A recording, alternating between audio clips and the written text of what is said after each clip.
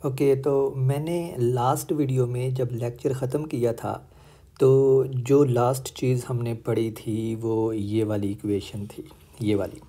और मैंने आपको बताया था कि it's just a matrix equation. और मैंने शायद आपको ये भी कहा था कि हम नेक्स्ट वीडियो में क्वांटम मैकेनिक्स में पहली बार जाएंगे और देखेंगे कुछ श्रोडिंगर वेव इक्वेशन के बारे में। I am not really sure कि मैंने आपको कहा था कि हम श्रोडिंगर वेव इक्वेशन के बारे में देखेंगे या नहीं, because it's been quite some time. लेकिन आज हम श्रोडिंगर वेव इक्वेशन की जनरल स्ट्रक्चर देखेंगे, जिसमें मैं सिर्फ आपको ये बताऊंगा कि मैट्रिक्स फॉर्म में श्रोडिंगर वेव इक्वेशन को हम कैसे लिखते हैं। और ये बिल्कुल वैसे ही इक्वेशन बनेगी जैसे अब तक हम मैट्रिसेस को पढ़ते आए हैं। और ख़ासकर जो मैंने लास्ट 2 लेक्चर्स में आपको ये बात बताने की कोशिश की है कि जब भी कोई मैट्रिक्स किसी वेक्टर के ऊपर एक्ट करता है, और आपको पता है कि वेक्टर जो है वो सिंपली एक कॉलम मैट्रिक्स होता है। तो जब भी कोई मैट्रिक्स, जहाँ पे जैसे ये लास्ट वीडियो में जहाँ पे हमने बात ख़त्म की थी कि हमारे पास ए एक मैट्रिक्स है और एक्स जो है ये एक वेक्टर है, तो जब ये मैट्रिक्स ए इस वेक्टर एक्स के ऊपर एक्ट करता है तो हमारे पास अगर x vector as it is आ जाए और साथ में हमारे पास कोई कांस्टेंट नंबर आ जाए जिसको यहाँ पे हमने लैम्डा कहा था, तो ऐसी इक्वेशन को आप आइगन वैल्यू इक्वेशन कहते हैं। और ये एक ख़ास कंडीशन के अंडर आई थी, and let me go up and show you. और वो कंडीशन ये थी कि अगर हमारा मैट्रिक्स जो है, जैसे यहाँ पे मैट्रिक्स ए है, ये सिर्फ और सिर्फ डायगोनल मैट्रिक्स हो। यहाँ पे मैंने इसका डायगोनल का भी, इनफैक्ट ये इस एग्जांपल को देखें, ये वाली एग्जांपल, यहाँ पे हमारा जो मैट्रिक्स ए है वो सिर्फ डायगोनल मैट्रिक्स है। और इस सिनेरियो में अगर आप गौर करें तो ए के जो एलिमेंट्स हैं वो 2 हैं, जो डायगोनल एलिमेंट्स हैं। ऑफ डायगोनल एलिमेंट्स सारे ज़ीरो हैं। और जब मैंने इस मैट्रिक्स ए को इस वेक्टर एक्स के ऊपर अप्लाई किया तो मेरे पास जो रिज़ल्टेंट आया लैम्डा टाइम्स वेक्टर एक्स वैसे ही आ गया। और लैम्डा की वैल्यू जो हमारे पास आई वो 2 आई। और इंटरेस्टिंगली ये 2 तो बिल्कुल वही चीज़ है जो डायगोनल एलिमेंट्स थे हमारे ओरिजिनल मैट्रिक्स के। तो ऐसी जब सिचुएशन हो तो हम कहते हैं कि हमारा ये जो 2 है ये आइगन वैल्यूज़ हैं इस मैट्रिक्स की।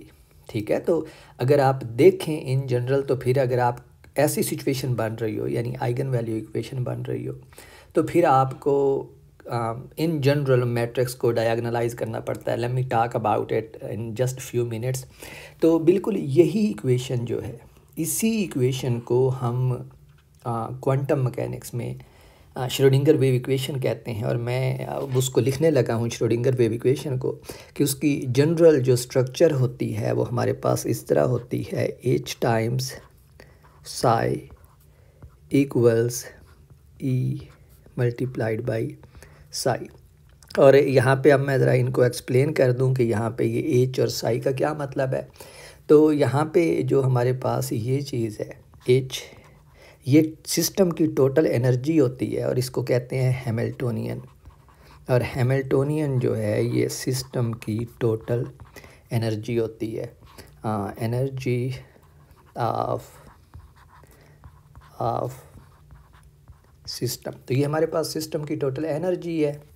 ये जो साई है इसको मैं इधर लिखता हूँ, हमारे पास इधर ज़्यादा जगह है। तो ये बिल्कुल ऐसे ही है जैसे मैंने ऊपर आपको वेक्टर ए दिखाया है, लेकिन इस केस में इसको कहते हैं स्टेट वेक्टर।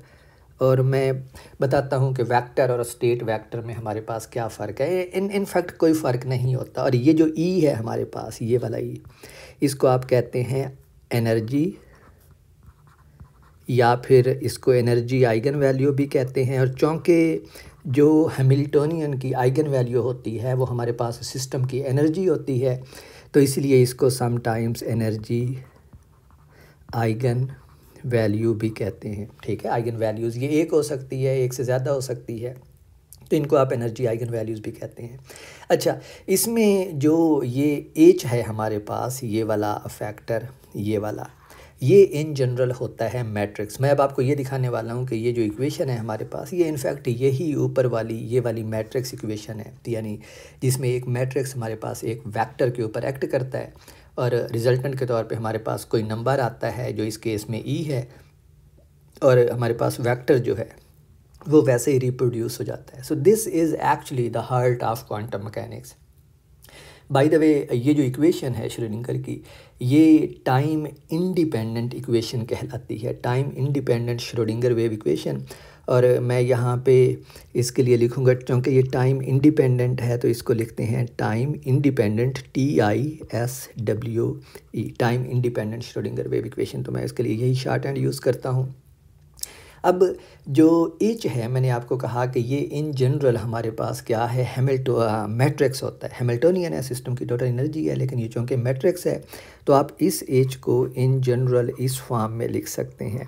अगर ये हमारे पास 2x2 मैट्रिक्स है तो उसका जो पहला एलिमेंट होगा उसको हम कहते हैं H11, तो ये हमारे पास बनेगा H11, दूसरा एलिमेंट H12, फिर तीसरा एलिमेंट H21 और चौथा एलिमेंट H22। अच्छा, ये इसका जो नंबर ऑफ़ रो या नंबर ऑफ़ कॉलम्स या इन जनरल ऑर्डर जो है वो कोई भी हो सकता है। मैंने यहाँ पे सिर्फ 2x2 मैट्रिक्स लिया है और ये हमारे पास एक मैट्रिक्स है, बिल्कुल जैसे ये हमारे पास एक मैट्रिक्स था। और इन जनरल अगर यहाँ पे आप देखें तो इस सिनेरियो में यहाँ पे देखें, मैंने ए को डायगोनल मैट्रिक्स लिया था, लेकिन इस केस में जो एच है वो ज़रूरी नहीं है कि वो डायगोनल हो। And this is again a very important point जो मैं अभी एक्सप्लेन करता हूँ। और उसके बाद हमारे पास ये सिंबल है साई, और अगर आप देखें तो साई जो है ये अगेन इम्पोर्टेंट है। ये साई को हमने ऐसे लिखा हुआ है। ये जो नोटेशन है, ये नोटेशन जो है ये वाली, जिसमें मैंने in what ever symbol it is, इसको कैट बोलते हैं। इस सिंबल को मैं यहाँ पे लिख देता हूँ। और ये सिंबल हमारे पास है, ये वाला सिंबल, इसको बोलते हैं कैट, KET, कैट। और ये सिंपली एक वेक्टर को लिखने का तरीका है क्वांटम मैकेनिक्स की लैंग्वेज में, और इस नोटेशन को हम डिराक नोटेशन कहते हैं। जो पॉल डिराक साइंटिस्ट था उसने ये नोटेशन इंट्रोड्यूस करवाई थी। और ये जो कैट है ये बिल्कुल ऐसे ही वेक्टर है जैसे हमारे पास ऊपर वेक्टर, कौन सा वेक्टर हमने लिया था इस ऊपर वाली इक्वेशन में, वेक्टर एक्स, तो मैं इसको एक्स से ही ज़ाहिर करता हूँ। तो ये हमारे पास ऐसे ही है बिल्कुल जैसे वेक्टर एक्स हमने ऊपर लिया है, सही है। बाकी इसकी सारी की सारी वही प्रॉपर्टीज़ हैं वेक्टोरियल जो किसी भी वेक्टर की होती हैं। मिसाल के तौर पे ये वेक्टर एक्स था तो इसमें हमारे पास क्या होता था, पहला component I unit vector plus दूसरा कंपोनेंट जे यूनिट वेक्टर प्लस, चले दो ही कंपोनेंट लेते हैं, 2x2 मैट्रिक्स ले लेते हैं। तो हमारे पास ये वाली सिचुएशन इसकी बनती थी कि इसके दो कंपोनेंट्स हैं, वो आई और जे यूनिट वेक्टर यानी एक्स और वाई एक्सेस की डायरेक्शन में है। बिल्कुल इसी तरह ये जो हमारे पास कैट वेक्टर है इसके भी दो कंपोनेंट होंगे, ठीक है, लेकिन ये ज़रूरी नहीं है कि वो आई और जे यूनिट वेक्टर की डायरेक्शन में हो, ठीक है। तो ये बिल्कुल इसकी सिनेरियो यही वाला बनेगा। Let me change colour for this one. तो इसका भी बिल्कुल इसी तरह सिनेरियो बनेगा, कुछ मैग्नीट्यूड टाइम्स, साथ में हमारे पास एक यूनिट वेक्टर आएगा, इसको मैं कहता हूँ B1 यूनिट वेक्टर, ठीक है। और इसलिए क्योंकि इनको बेसिस वेक्टर कहते हैं। बेसिस वेक्टर क्या होते हैं मैंने थोड़ा सा शायद आपको पीछे किसी वीडियो में इंट्रोडक्शन दिया था, लेकिन हम बस कुछ लेक्चर्स के बाद बेसिक वेक्टर को बाकायदा पढ़ेंगे। तो ये बेसिस यूनिट वेक्टर हैं, ये IJ भी हो सकते हैं, लेकिन इन जनरल ये कोई से भी दो वेक्टर हो सकते हैं जिनको हम बेसिस वेक्टर ले सकते हैं। और सिमिलरली इसका जो दूसरा कंपोनेंट होगा अगेन वो भी हमारे पास क्या होगा, सम मैग्नीट्यूड टाइम्स, लेट्स से कि दूसरा बेसिस यूनिट वेक्टर जो है वो B2 है। तो ये जनरल फॉर्म होती है कैट की। तो अब अगर आप इस इक्वेशन के ऊपर वापस गौर करें तो ये इक्वेशन हमें सिंपली ये बता रही है कि एक मैट्रिक्स जो है, मैट्रिक्स H इस केस में, ये किसी वेक्टर साई के ऊपर एक्ट कर रहा है और हमें दे रहा है सिस्टम की एनर्जी, और साई वेक्टर जो है वो वापस वैसे ही मिल रहा है। लेकिन इसका एक फ़र्क है, और वो फ़र्क ये है इस पीछे वाली इक्वेशन से जो हमने लास्ट वीडियो के एंड पे ऊपर देखी थी, उसमें ये था कि हमारे पास जो वेक्टर A था जिसके ऊपर बिल्कुल ये वाली इक्वेशन सादिक आती थी वो डायगोनल था, सही है। और इस केस में हमारे पास जो मैट्रिक्स H है ये डायगोनल नहीं है, ठीक है। फिर हमने ये नोट किया था कि जो डायगोनल एंट्रीज़ थी वही एंट्रीज़ A के साथ मल्टीप्लाई हो जाती हैं, यानी लैम्डा जिनको हमने आइगन वैल्यूज़ कहा है, जो इस केस में हमने E से रिप्रेजेंट की हैं। ये बिल्कुल वही वैल्यूज़ हैं जो इस मैट्रिक्स ए जो एक्स के ऊपर एक्ट करता है उसके डायगोनल एलिमेंट्स हैं। एंड सो क्वांटम मैकेनिक्स के अंदर, श्रोडिंगर वेव इक्वेशन के अंदर हमारे पास जब matrix in general non diagonal होता है तो हम क्या कहते हैं, हम ये कहते हैं कि अगर हम इसको डायगोनल कर दें, इस एज को डायगोनल कर दें, तो आप इस इक्वेशन से देख सकते हैं कि जो डायगोनल एंट्रीज़ हैं वही हमारे पास लैम्डा की वैल्यूज़ होती हैं। तो हम इस सारी इक्वेशन को छोड़ देते हैं, हम सिर्फ इस मैट्रिक्स एच को लेते हैं और हम क्या करते हैं, इस एच को डायगोनल करने की कोशिश करते हैं। तो हमारा जो गोल होता है वो हम क्या करते हैं, इसको डायगोनल करने की कोशिश करते हैं हैमिल्टोनियन को।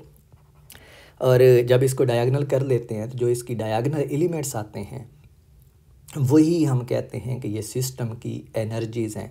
तो ऑफ कोर्स डायगोनलाइजेशन जो है ये भी एक बहुत ही इम्पोर्टेंट प्रोसीजर है और ये इनफैक्ट हमारे इस कोर्स का आखिरी टॉपिक होगा, बिकॉज़ जो लीनियर अलजेब्रा का कोर्स है उसका अल्टीमेट जो है वो यहीं जाके ख़त्म होता है कि किसी भी नॉन डायगोनल मैट्रिक्स को आप डायगोनलाइज कैसे करते हैं। और डायगोनलाइजेशन का जो प्रोसेस है it's at the heart of quantum mechanics. जो जब आप क्वांटम मैकेनिक्स पढ़ेंगे तो आप देखेंगे कि आपके पास हैमिल्टोनियन मैट्रिक्स है और आप हमेशा ही उसको डायगोनल कर रहे हैं। जब भी हैमिल्टोनियन मैट्रिक्स आएगा आप हमेशा ही उसको डायगोनल करेंगे। तो इधर से आपको पता चलेगा कि डायगोनलाइजेशन जो है वो क्यों इम्पोर्टेंट है, क्योंकि जब आप हैमिल्टोनियन को डायगोनल करते हैं तो जो उसके डायगोनल एलिमेंट्स आते हैं H11, H22, H33, जितने भी डायगोनल एलिमेंट्स आएंगे वो सारी की सारी उस सिस्टम की एनर्जीज़ होंगी। एंड सो ये श्रोडिंगर वेव इक्वेशन ये बताती है कि आपके पास जब हैमिल्टोनियन दिया हुआ हो तो आप उसको डायगोनल करके सिस्टम की एनर्जीज़ ले सकते हैं। तो this was just a very brief introduction to Schrodinger wave equation कि उसका लीनियर अलजेब्रा से और क्वांटम मैकेनिक्स में वो कैसे, लीनियर अलजेब्रा से क्या ताल्लुक़ है और वो क्वांटम मैकेनिक्स में हमें क्या क्या बताती है। बाकी कुछ नोटेशन मुख्तलिफ है, जैसे हम फैक्टर्स को, जिनको हम स्टेट वेक्टर्स कहते हैं, ऐसे रिप्रेजेंट करते हैं इस नोटेशन के अंदर, जिस नोटेशन को हमने डिराक नोटेशन कहा है। लेकिन बाकी इन जनरल इसमें सारी चीज़ें वही हैं। तो इसमें मैंने आपको 3 चीज़ें बताई हैं, स्टेट वेक्टर बताया है और फिर मैंने एनर्जी आइगन वैल्यूज़ बताई हैं, फिर मैंने बेसिस वेक्टर की बात की है और फिर मैंने ये कहा है कि आप इवेंचुअली हैमिल्टोनियन को डायगोनलाइज कैसे करते हैं। तो ये 4 चीज़ें हैं जो ऑफ कोर्स हम इसी कोर्स में आगे चल के पढ़ेंगे और हमारा इवेंचुअल गोल यही होगा कि हम डायगोनलाइजेशन के ऊपर जाके इस कोर्स को ख़त्म करें, जिसका मतलब होगा कि हमने वो सारी चीज़ें सीख ली हैं जो एटलीस्ट क्वांटम मैकेनिक्स को सीखने के लिए हमें चाहिए होती हैं। वैसे लीनियर अलजेब्रा जो है ये सिर्फ क्वांटम मैकेनिक्स तक महदूद नहीं है, इसकी पूरी की पूरी फ़िज़िक्स के अंदर एप्लीकेशंस हैं, बहुत सारे सब्जेक्ट्स में ये शो अप होता है।